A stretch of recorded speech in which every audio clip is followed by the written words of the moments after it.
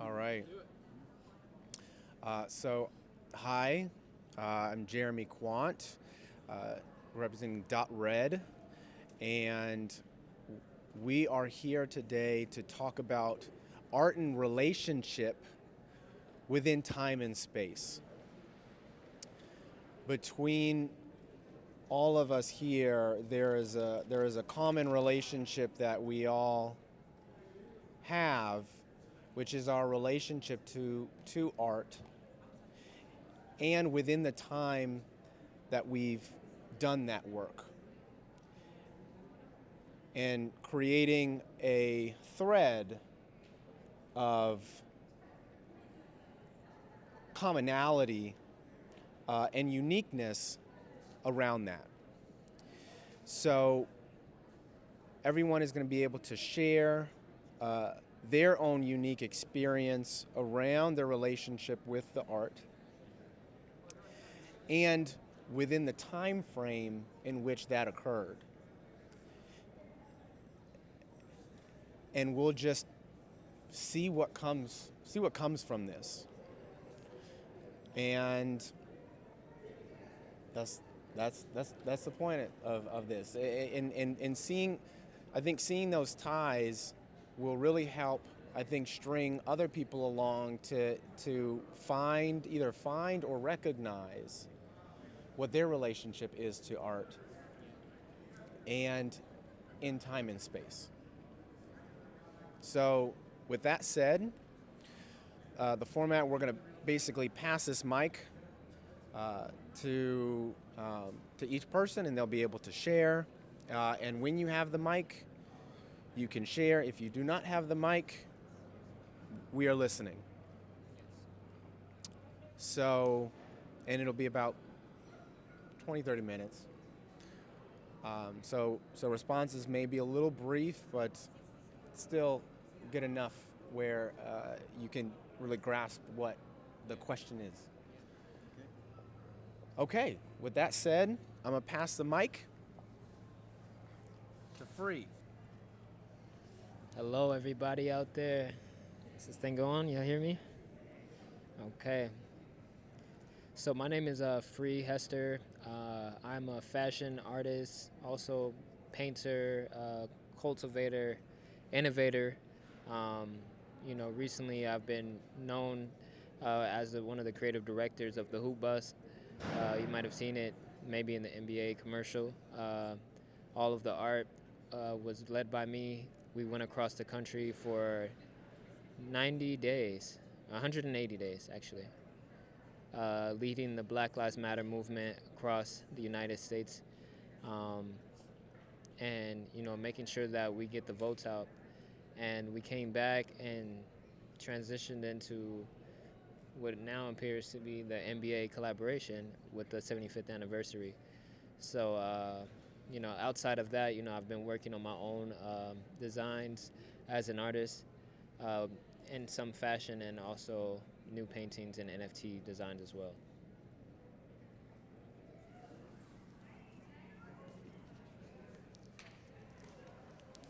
Thank you. My name is Dale Brockman Davis. I moved to LA as a 10-year-old from Tuskegee, Alabama, and the general South, so I have an attitude and some of a lingering accent, having been there for 10 years, and then I've been in LA, South Central, for the remainder of that time, or this time. And my brother and I kind of run it quickly, opened up Brockman Gallery in 1967.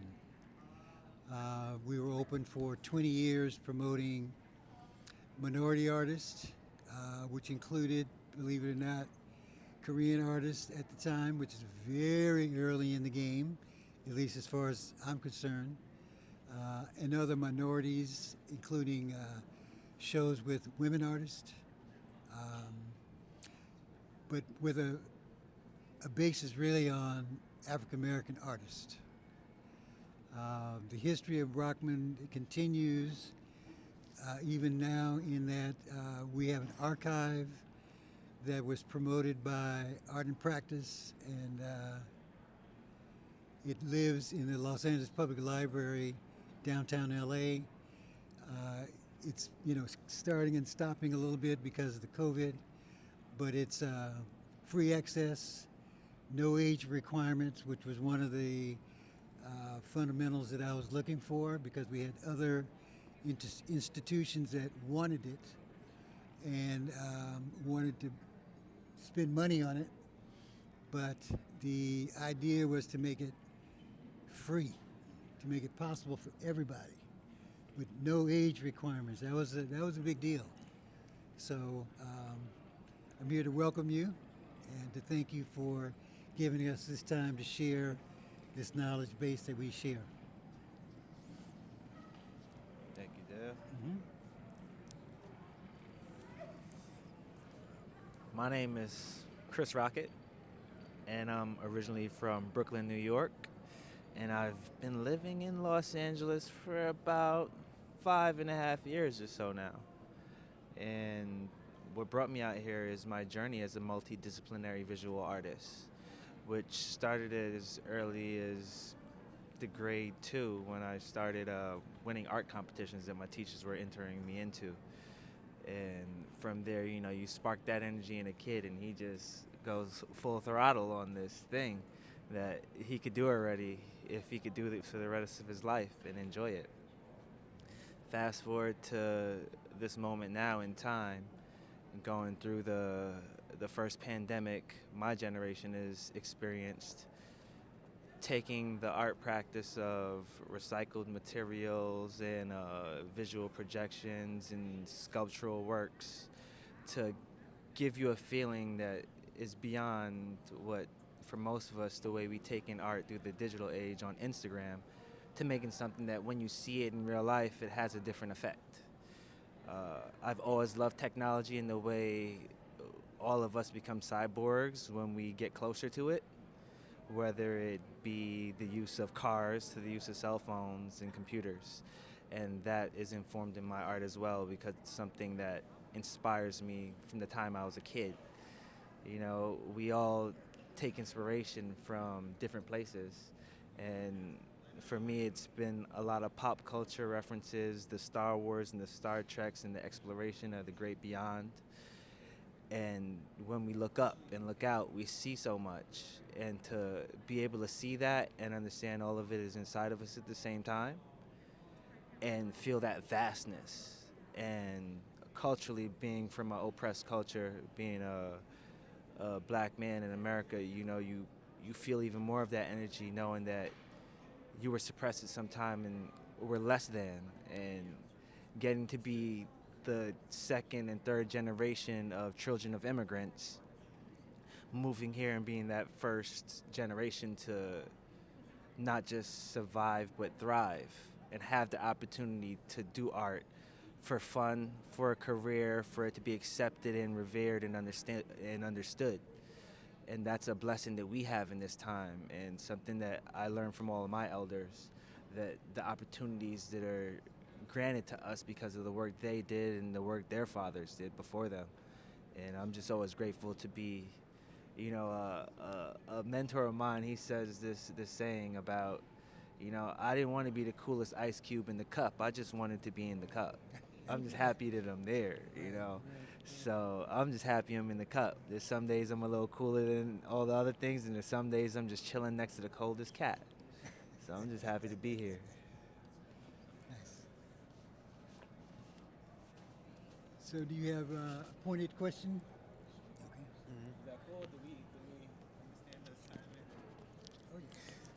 Yeah, yes. An introduction to who you are, and the work that you do, and just how you interpret work.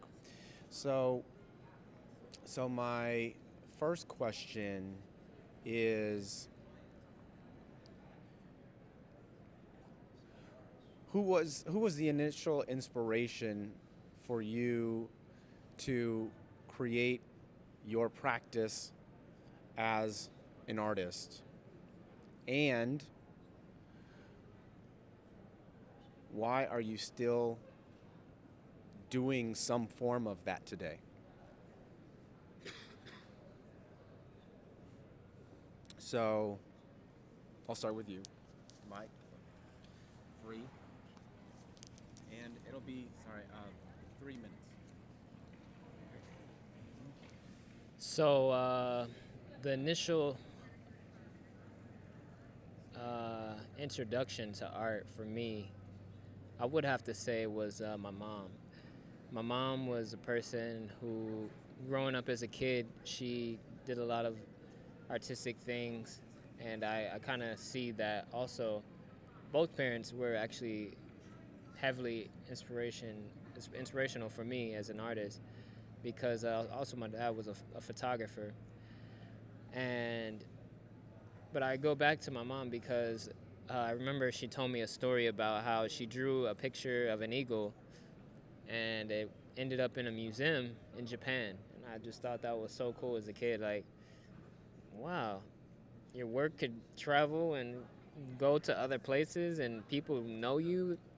And, just having that idea of, like, other people understanding, like, who you are, your name, and that tag that's now able to travel across the borders. Like, that was really inspirational for me.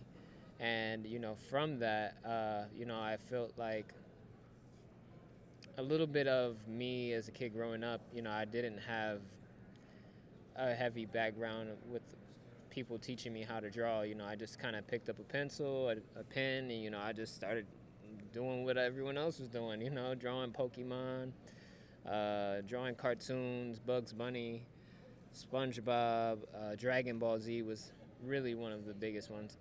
And, I remember showing these kids one time, and they were like, man, that doesn't look like the character, that's ugly. And I was like, at that time, I feel like it really hurt my confidence as a kid. But I think that was, like, one of the biggest things that shifted, like, my reality for how much I really loved art. Like, when I got that motivation, and I know it's kind of a tough thing for a kid to, like, use to, like, push forward with, but I mean, for me, like, I kind of was like, well, then watch me do what I can do. And then now I look back, fast forward now, in 2022, and I'm creating works with some of the biggest stars in the industry, and painting some of my designs being featured in, like, some of the biggest institutions, like the Brooklyn Museum or the Guggenheim. Like, having those opportunities aren't just opportunities that everyone gets to have. And, like, if I didn't continue, like, pushing forward, I probably wouldn't be able to even do that, and I mean, really, I'm so thankful for art. Art represents for me always risk-taking, and, there's no reward without the risk. And, I feel like it's so true as an artist. Like, when you tell people your vision and your idea about, I'm going to be an artist, I'm going to do this, I'm going to use my art to change the world, or inspire somebody that is so moved by this piece that they don't even know sometimes what they're looking at. And by you having that ability and that power just to be able to shift, the paradigm of, the mind, and allowing people that opportunity into our own minds. I'm sure all of us have that imagination, and just grasping that idea of, like, how art is able to, give back, and, like you said, pave the way for people like, me and Rocket. Like, Dale has been a trailblazer in setting the stone and the path for us to walk down this road to be an artist today. And, I'm very thankful, so I appreciate you, Dale. Thank you. Thank you.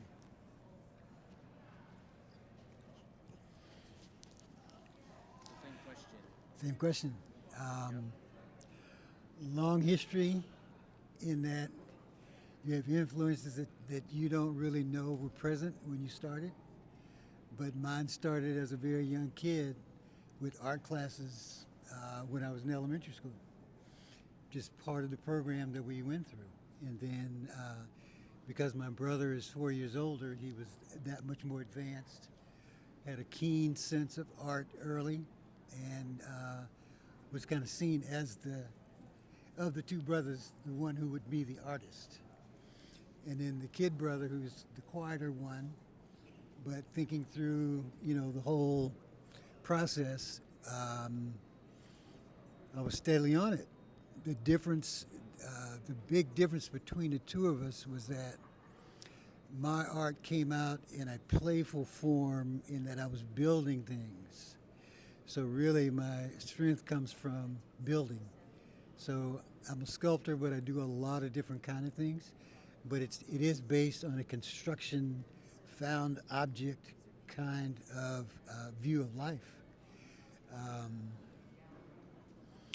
Going through school,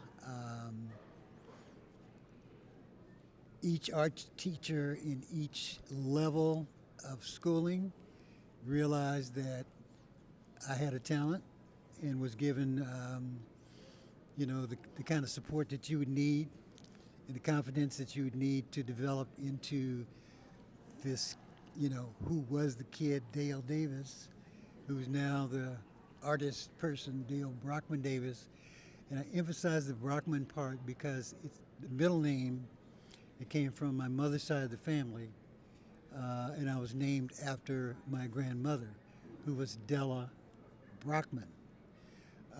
And they thought because they had one kid already, that the second kid, of course, would be a girl, so they'd have a balance, but that didn't happen.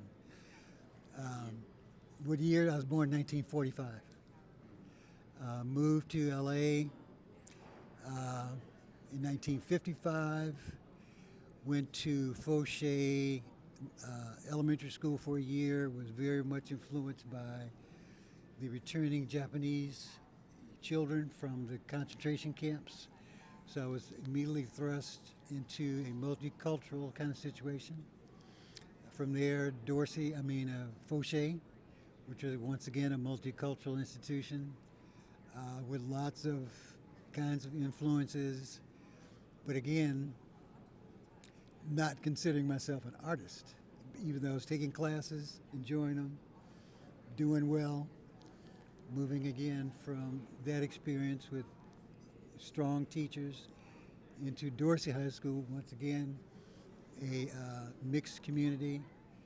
The community was 1/3 Japanese, 1/3 mostly Jewish and other whites, and then the second or the third were African Americans. So, I was thrust into a multicultural situation where sharing and this leadership potential that I had was fostered by the fact that I wasn't tied down to any one kind of group of people, and had, I grew into leadership position based on my high school experience, where, I was part of student body offices and a lot of different kind of things that helped what I think turned me into a really well-rounded person with a lot of interest, even though art was growing and growing and growing to the point where when I went to LACC, I was taking more art, being recognized by the teachers at that level, and then from there to USC, where I majored in ceramics and sculpture, but at the same time, because I wasn't sure what I wanted to do, I had all these units in biology, public administration, and things that in the beginning seemed incongruous and maybe not fit. But the graduation point was this BFA in ceramics and a degree secondary teaching credential. And I went on to teach at my alma mater, Dorsey High School, for 35 years. So there was a big influence for me with that kind of background to influence and show cause really why art was important, especially for the high school student. and it became, a way of life, real lifestyle. Um, at that point, because of the gallery, which opened in 1967, the influences were incredible. A lot of older artists, and once again, the Leimert Park community, which at that point had just changed from an all-white enclave where you as an African American, or if you had been Japanese or some other grouping, you couldn't even buy a home in Leimert Park. And for some, that's big surprise. Not a surprise for me because I'm part of the old South. That old school of seeing how things worked, and have lived through it. Still live in the community, based in the community, built for the community.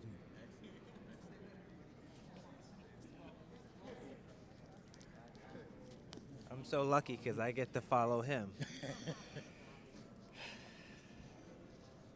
We're here together. It's like, what's the question again, right? I got it, though. I got it. So it was funny to hear Free and Dale's response because as soon as you asked the question, I thought clearly at this moment, because that answer changes often depending on where you're at, I just thought George Lucas, creator of Star Wars,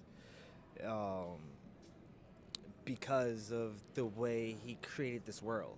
He was a part of that world-building cinematic universe of ideas of the future, but it still looked like the past, so it was some kind of interesting feeling. But it really did originate, for me, I always used to say I came out of the placenta with a pencil. I was drawn in the placenta, the doctor had to take that joint from me. So it had to come from my mother and father, just inertly, because they were both creatives in some manner or another. And my mother definitely fostered that by entering me into programs at the Brooklyn Museum, the Guggenheim Museum. These things were so natural to me. I didn't realize it was happening until like maybe 2-3 years ago when I started writing about my art training and realizing it started a lot earlier than I realized at a very high level, where you're sitting down in these museums and these galleries and you're getting to hang artwork in there, even if it's in the children's section. I don't care. I had art up from the time you was like 6 and 7 and 8, so your mind was already trained to that. From learning all of those things to then reaching this point now where I am, I'd say a lot of the inspiration, as much as it still comes from those original places, because we pick it up as kids, and I think we're all artists, just some of us hold on to it tighter in the sense that I'm still a kid, and I'm still referencing those spaces, but at the same time, I'm having fun with Free. He inspires me every day. Carla inspires me every day. My man, Ja, inspires me every day. I see him on Instagram, and it just puts wind under my wings and lifts me up. And as far as the way we go about doing something creatively, the reason I felt like George Lucas popped up in my head today specifically is because revisiting some of his works, the process of like creating a lot of the props they had, the tools they were using and the things they were putting together were just found objects. They put 3 found objects together and now it would be a space cup. But it's just, a couple of things they found to like Star Wars that thing up. And that's something that I've used in my practice in multiple ways. Being a multidisciplinary artist, we have scraps of resin laying around when we're building a sculpture, and from a pour over, and we put that on another sculpture, and then you got a ripped piece of canvas from a painting that maybe you got upset and you ripped it, and now you add that to the sculpture, and all of these elements that you create come together. I 3D print. All the trash from the 3D print now is becoming repurposed to build something else. So it falls in line with, I guess, how curious we find ourselves. When I first moved back to LA, to America and to LA from Japan, where I spent about 2 years moving in as an artist and leaving as a full-blown Japanese designer of a streetwear brand, I sat down and I thought to myself, like, where do I want to land in this art? And how could I make a living as a living artist? And where do I fit in? and I spent time watching documentaries and videos of all sorts of artists from different archives, whether it be a museum website, whether it be just YouTube, clicking and finding people and figuring out, am I the artist that's a teacher and does art on the side? That's not the thing that I'm trying to live off of. Am I an artist that wakes up every day and I'm just making art? I'm not doing nothing else, and if this don't crack, then I guess I'll do the little side jobs, but this is always going to be what's happening, and I'll just be kind of low on funds, or am I going to balance it out and lease out some art where it's like I'm multidisciplinary? So some days I'm doing graphic design for people, some days I'm doing 3D rendering, other days, I might be building some carpentry with Carlo or running a gallery and figuring out how to make my own lane as a creative artist, because at this point, we're all creative directors of our own lives. So to be able to pull from the Kanye Wests and the Virgil Ablohs, as well as the Pharrell Williams and the Jay-Z's, we're so lucky now to have so many multidisciplinary artists doing it on high levels of so many different talents to help us inform how we could visually create in a space and make our name and build a legacy.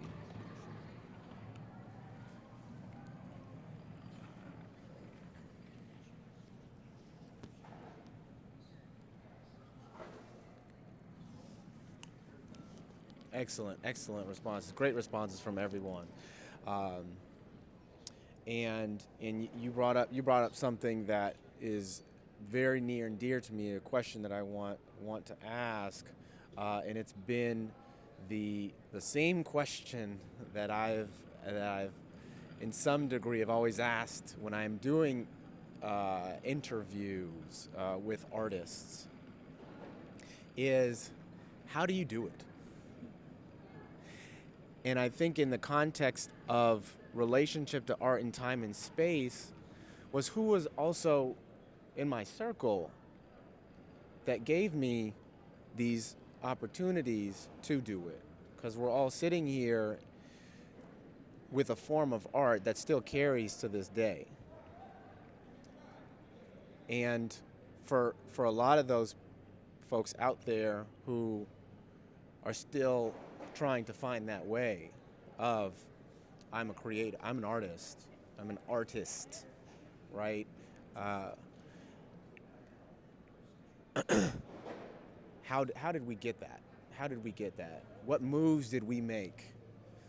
And this could be again full story, but we can sort of truncate it to like some big moments in our lives that was like, okay, there was this small moment, but this big moment kind of maybe pivoted me to have some of these extra abilities, opportunities to continue my creative process. And for myself, just a little bit was my, I started in, I did like animation for a couple years, and then I started volunteering at an arts organization, and that opened my eyes and aperture to this art world that was beyond just digital art, fine art, and I had my sort of freelance quote unquote business, and I say freelance because there's a context of freelance that I like to take out, which is free, because it's like we ain't free. There's value in this work, so it's really a business or a business artist. There's just some people call it different. But that was sort of these odd jobs, but I was able to piggyback off of some other jobs that I was doing in order to like keep that fire going. And it wasn't until really starting another business that helped me to expand on like what it actually really means to be a creative and seeing opportunities where I can find greater value in the work that is being created. And so that's sort of been my experience, very truncated version, but I'm very curious, like what were some of those moments for you that gave the ability to like take that extra step? Does that make sense? Okay, awesome. About 3 minutes. Wow. So for me, getting into the space of really being an artist, I would have to say it started probably in 2013. I had visited. Like I said, I grew up in the Los Angeles Inglewood area. My parents at the time didn't want me to go to school in the school districts in Los Angeles, so they put me in school district out in the Inland Empire area, the IE to some people.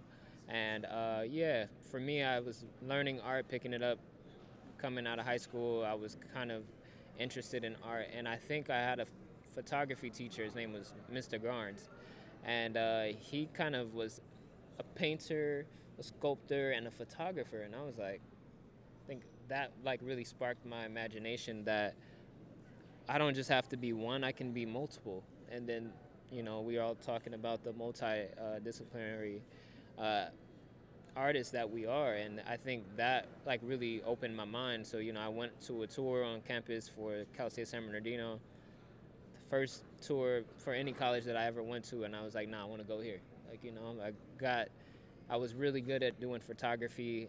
Once I was able to master it, I felt like, okay, well, I did that next. And then I started drawing. I was doing drawings my whole life. I did so well that, once I started picking up a paintbrush, I was like, oh, man, this is different. And, at the time, I didn't really like my paintings. My professor was like, Free, you're really good. I think you should consider, really being a painter.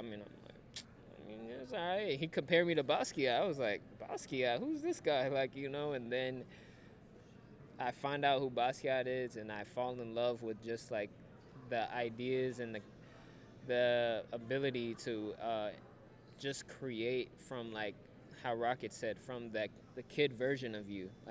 Being able to tap into that. And, for me, I feel like people may not know, but I'm 30 years old, but people think I'm, like, younger than how I look. So I'm like, black don't crack, But as me looking at that, I always had that sense of me being like Peter Pan. I'm, like, always going to be this young, youthful, spirited person that's going to be, like, inspiring people through, like, like my youthfulness, and just always being kind of tapped into, like, right now, the present. And, I seen that in Basquiat, being, like, the radiant child that he was, and being able to, like, kind of be misunderstood, but also very smart and, very intricate with the way that he put his work together. And, from that point on, I literally, like, I felt like Basquiat was passing the baton to me, and I started to pick it up and, like, do styles similar to him. And then after I adopted some of his styles, I started to create my own styles for myself, and a lot of people started to recognize that. And I think the really big change for me as an artist, I was in an art show 2013. This lady, Karen Bysted, she had a show with Andy Warhol photographs that she shot, and she lost them. I never went to any big art show at a museum or a gallery ever, and this was my first time. And the first time that I go, I'm meeting some of the most recognized artists of today right now, like the producer BDB and Daniel Cohen and Chris Brown. Like, this was his first time showing his art as a painter. Retina and Riss and Deffer and all these big names that right now they hold a lot of value in this time. But at the time I was just meeting people, and I was having a hard time getting in the groove of being an artist, because a lot of people were looking at these people and not mine. So I was like, the only way that I feel that I'm gonna really be able to be successful by doing this is by putting my art on fashion. And whatever that meant, I was gonna paint my canvas pieces and put them onto jackets and wear them to the art shows, and then people would recognize my skill of, like, what I was capable of. And by that, it kind of became like a performance. And now I became a performance artist, because now people are seeing me, where people are drawing and writing their names and being a part of the art that I am. And then I realized, like, wait, I think I am art. Like, I am the art. And I, like, really understood that, I live and breathe art every single day. As an artist, it gets difficult and times it get hard, but it's opened so many doors across so many spectrums, from like the entertainment world to the art world to the music world to the fashion world. You know, I went to Paris Fashion Week because of my art, and I went to New York Fashion Week because of my art. So, you know, the art is literally able to kind of be that vehicle of change that opens up the doors for you. So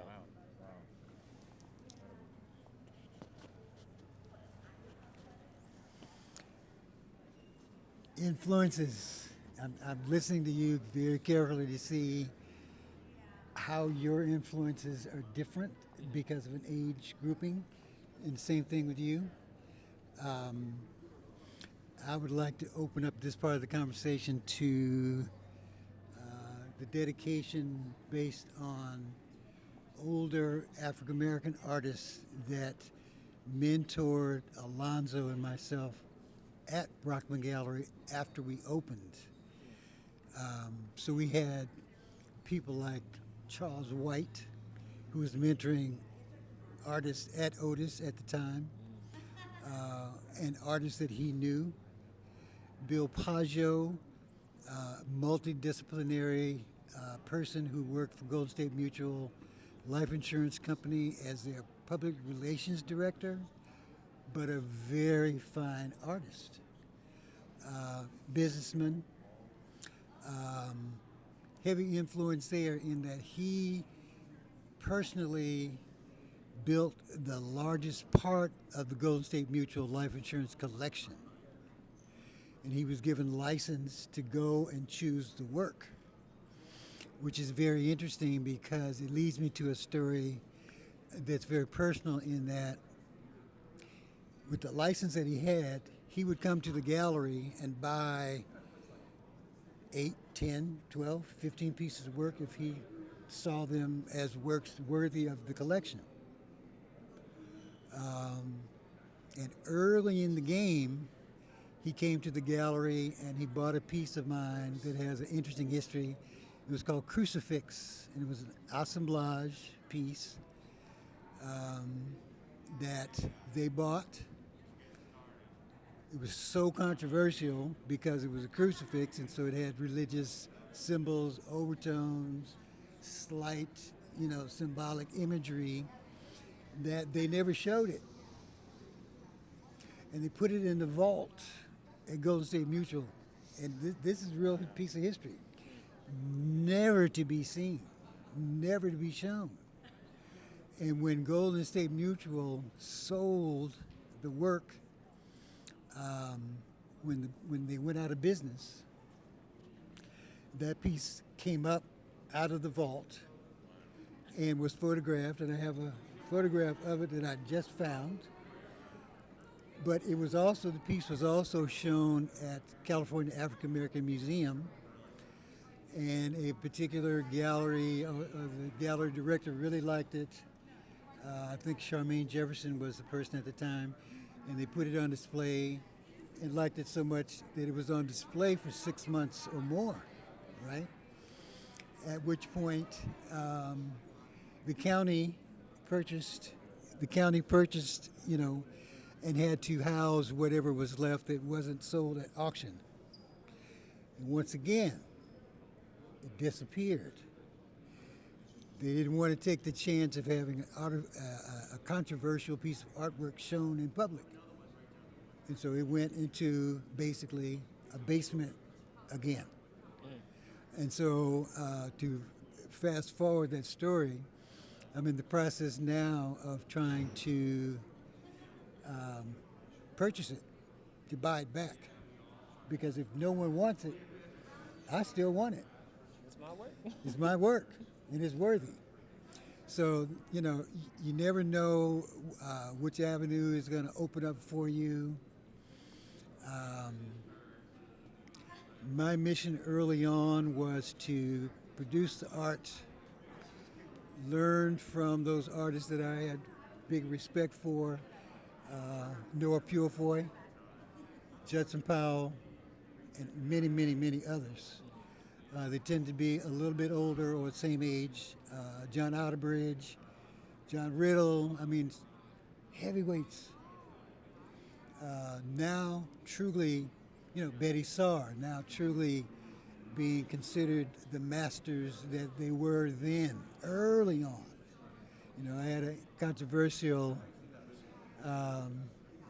conversation with a curator, wanting to know, or being proud of the fact that that LACMA had purchased a piece. And my attitude was, I'm proud of it. This is wonderful for me in my life. I'm really surprised. But the work's 50 years old. And it's a piece called Vietnam War Games. And it's what we do as artists. We have to see the world we live in, have reactions to it, and express ourselves about it. So there's a piece for you to consider. I always have a lot to say, don't I? Oh, and we always have a lot to learn when you saying something, when you start talking. Could we repeat the question? The question is mainly around, the opportunities that you've been given in order to continue your practice. What were like some big moments for you that were like, I can continue in this major way. Yeah.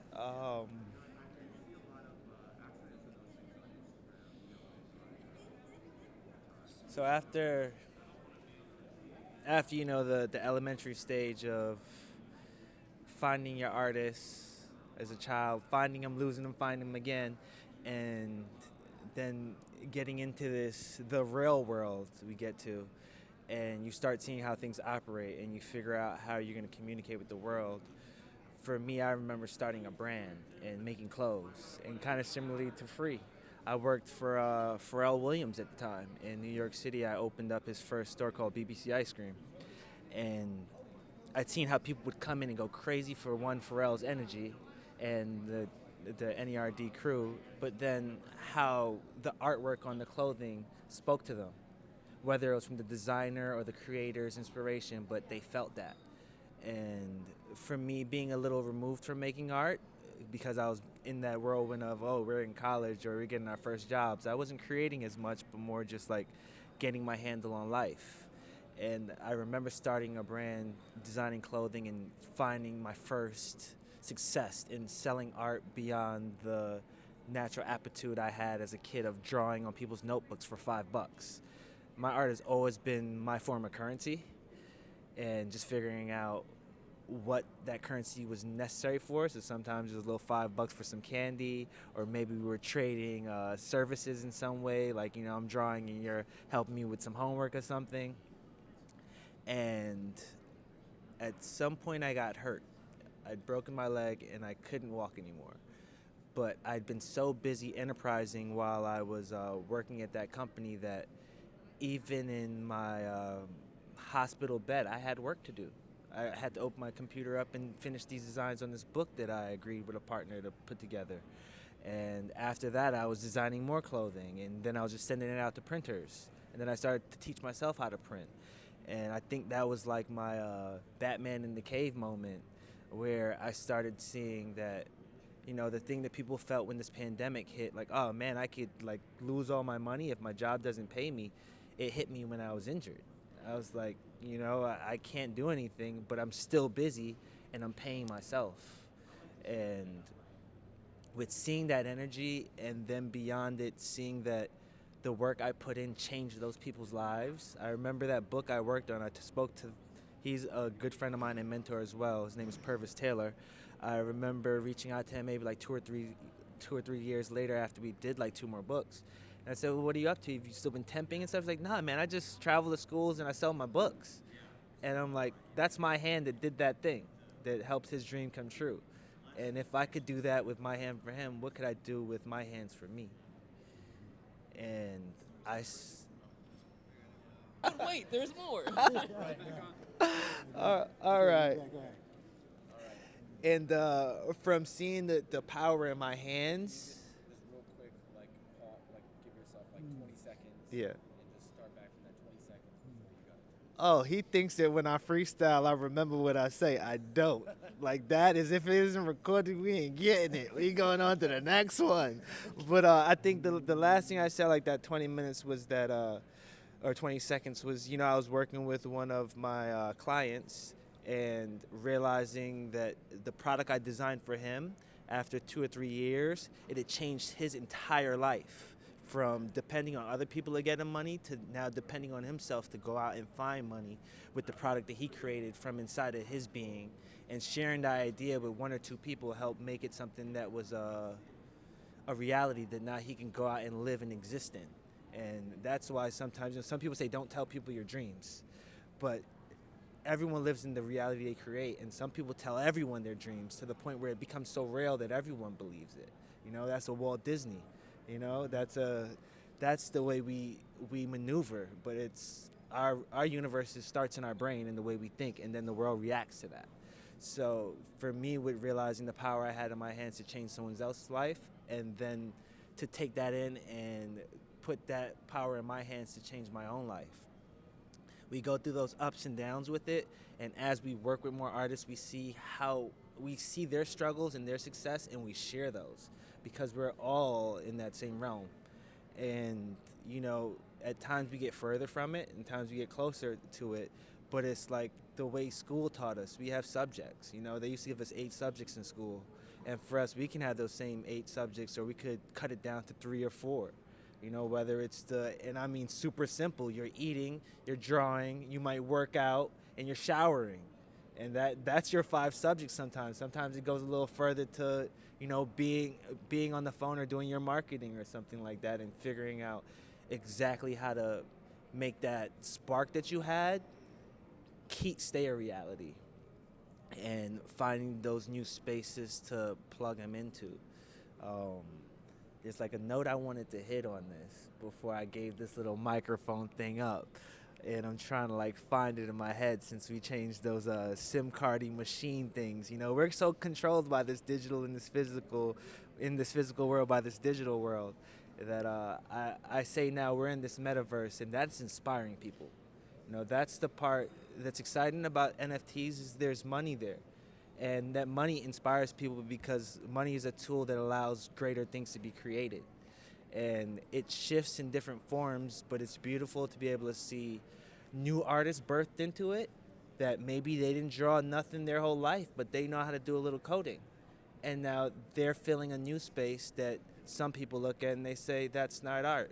But I'm not a person that can call some art or not art. I can just say if I appreciate it.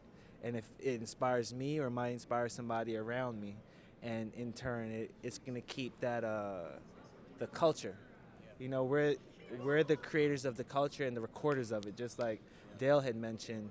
And being able to reference those works when you hit those points where it's like, you ask that inspiration point, when you decide to start looking back into who you are, who your family is, who are the artists that even gave you a chance, the David Hammonds and the Dale Brockmans, being able to see these works, and then I'm sitting next to a guy that I've seen in books. This is one of those moments right here. We're in that moment where it's like every day as an artist, sometimes you feel like you might have to give up, and then you're reminded it's not giving up. Sometimes it's just a timeout because the ref is going to blow that whistle and we got to get back on the court. So it's constantly going, but for me, that was a turning point when I injured myself, and I realized I didn't want to stand up any place for anything beyond what I truly believe in, so that whatever day I might leave this earth, I left it doing exactly what I wanted to do and giving the world this gift that I was given. That, for me, art is that currency, and we're gifted it to give away. The currency we generate from that is like a byproduct at times, but it's not about, and it's a part that we have to fit into that world. We're in this building that costs money, so we have to figure out that matrix. But I didn't show up on planet Earth to make money and pay bills. I came here to make a difference and make this human species reach that next level. So I always keep that in mind when doing anything, as far as whether it's buried deep or it's on the surface level of it, it's always living in everything I create. Nice. Why you got a mic drop us like that? Just drop the mic. Yeah, Why don't you? This mic is on fire right now. Can I take it back? I got some more to say. Yeah, well, I think with Yeah, one more. Yeah, exactly, exactly. And this is really, I'm a truncate y'all. You get it. But what we've gotten so far is incredibly valuable for, for folks who are listening, looking at, a space for themselves where they recognized art, where they recognized how it impacted them, and how they're utilizing those artistic methods to filter into their lives, whether they are pursuing an art career or not, right? And even an opportunity for those who may be still looking to see, wow, I think there is something that I maybe have left behind that I can actually pick up because these stories are similar to me. I recognize some of these things, and so with the last question, it is, if you had to tell your 6-year-old self what you know now, what would you tell them? What would you tell him? And why? What was the last part? And why? And why? Yeah. What would you tell your 6-year-old self? All right. So to my 6-year-old self, I would tell myself that there's no such thing as limitations. Whatever you put your mind to, it's all possible. You can fly. You really can fly. And whatever that means, it is what it means,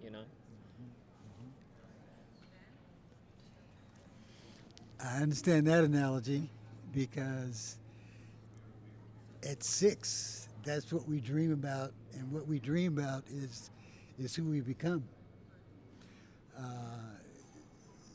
The challenge is to stay focused on that dream and not allow the circumstances that we all are up against all the time to win.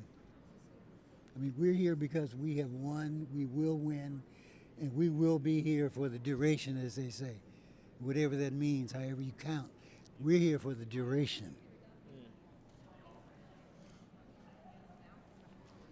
It's funny because I was kicking it with your brother Chris yesterday, and I gave him a reference on how I look at things, and I always find some way to make one thing relate to another.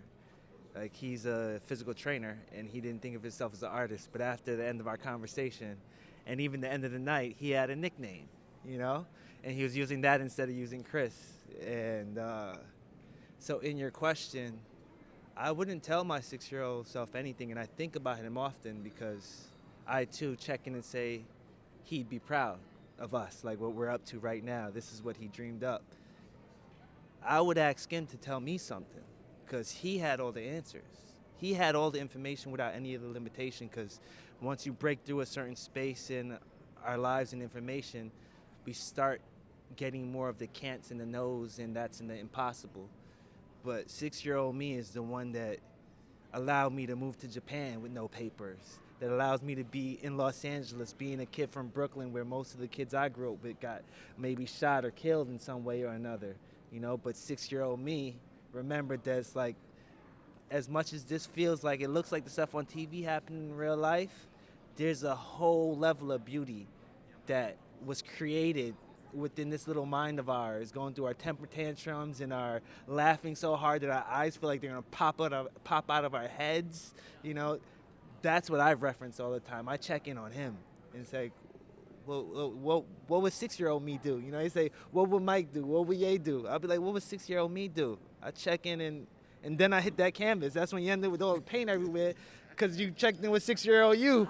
And he told you something like, man, just kick that shit. And he just kicks it. You upset? All right. So that's how I flip it, because I thought about it, and then when it hit me, I was like, man, I always think so different, but so same the same way. And we all agree with this thought. It's just I articulated it in some way. It just came through my filter. So there it is. That's nice. All right. Thank you. I mean, this I don't even know if I can even talk through this mic anymore because it's literally, I think, been deteriorated by this conversation. I'm just so thankful to have this moment be what it is, and I will say, for the technology that can actually transfer this information to those who need it the most. Those who are willing. And willing, yes, and willing, but being at the impetus of it, being at the start of it, there is something because we've created it for it to be.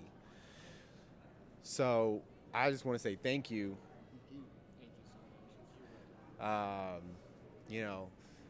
Thank you, Richard, who was on camera. Yes. Thank you, Carla, for providing the space because it matters. It matters. It matters to us. It matters in this time. You matter to me. You are matter. Thank you. And when that's said, have a great show.